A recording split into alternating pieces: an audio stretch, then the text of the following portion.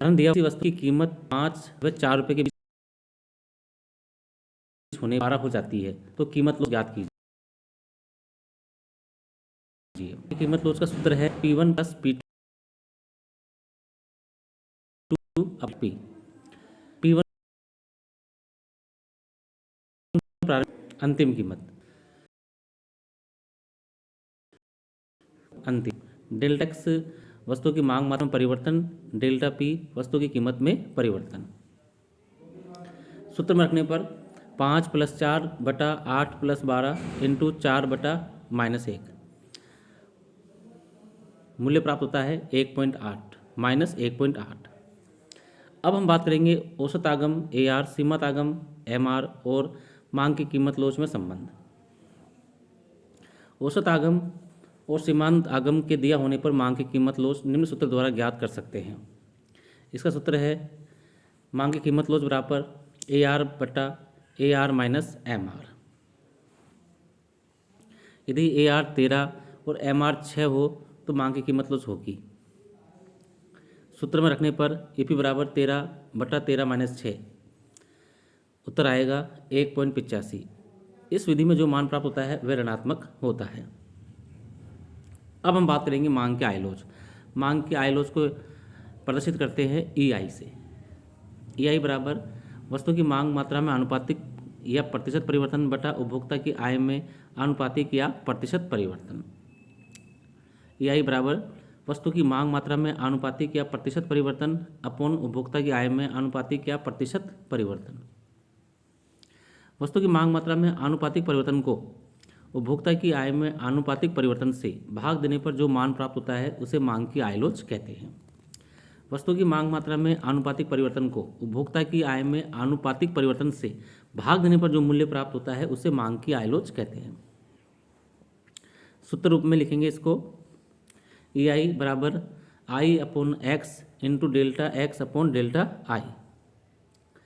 यहाँ X वस्तु की मांग मात्रा, I उपभोक्ता की आय, डेल्टा X वस्तु की मांग मात्रा में परिवर्तन, I मतलब उपभोक्ता की आय में परिवर्तन।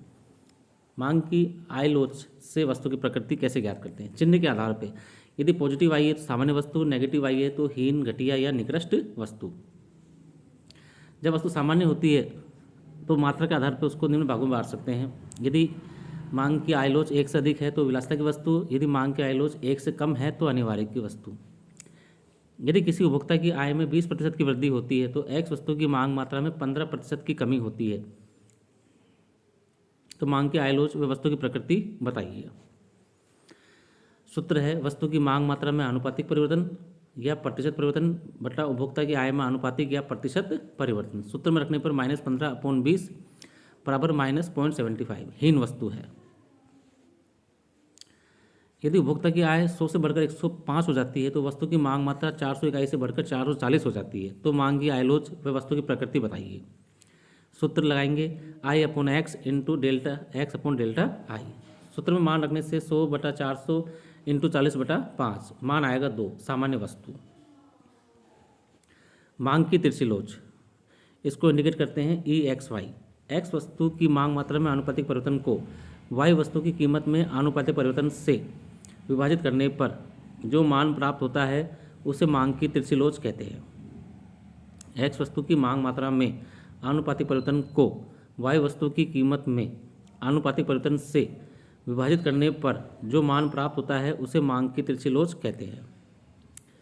सूत्र रूप में लिखेंगे इसको EXY बराबर X वस्तु की मांग मात्रा में आनुपातिक या प्रतिशत परिवर्तन बटा Y वस्तु की कीमत में आनुपातिक या प्रतिशत परिवर्तन।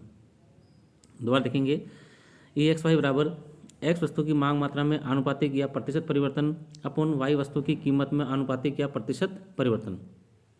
सूत्र रूप में लिखेंगे इसको गणितीय सूत्र में EXY बराबर PY upon X into delta X upon delta PY। PY है Y वस्तु की कीमत, X है X वस्तु की मांग मात्रा, डेल्टा X है X वस्तु की मांग मात्रा में परिवर्तन, डेल्टा PY है Y वस्तु की कीमत में परिवर्तन।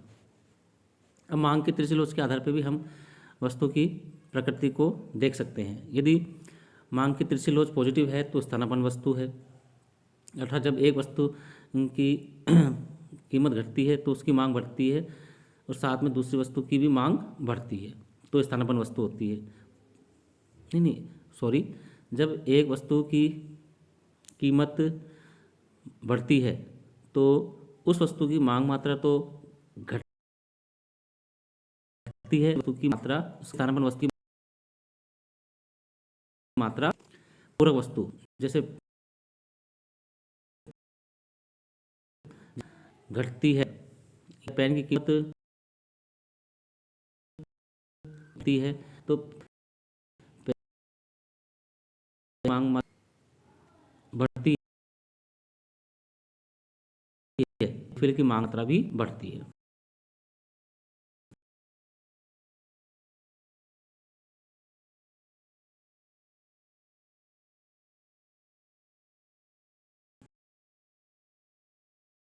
अपॉन -10%, AXI का मान आया 1.5, अतः वस्तु स्थानापन्न होगी।